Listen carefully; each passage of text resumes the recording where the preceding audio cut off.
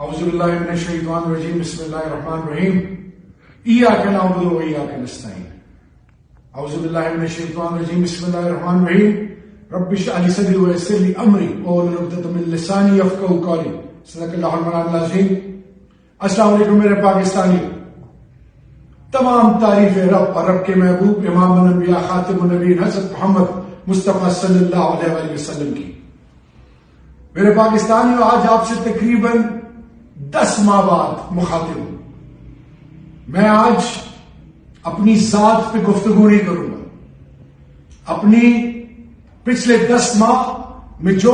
آپ بیتی ہے اس پہ بھی بات نہیں کروں گا۔ جو میری بیوی، میرے بچوں، میرے بھائیوں اور سب سے بڑھ کر میرے خاندان پہ گزری، اور بالخصوص میرے کوہاٹ اور پاکستان کے وہ لوگ جو حق اور سچ کے لیے کھڑے ہوئے ان پہ، اور جو میرے لیڈر کے ساتھ گزری اس پہ بات نہیں کروں گا۔ میں بات کروں گا تو فقط پاکستان کی، جو میرا اور آپ کا ایمان ہے، یہ دھرتی ماں۔ میرے پاکستانیوں، اس کے لیے لازوال قربانیاں دی گئی، اور سلام ہے ان ماؤں کو جنہوں نے اپنے سپوتوں کو ایسے تیار کیا، جنہوں نے 47 سے لے کر اب تک، اور آج بھی جو پاکستان کے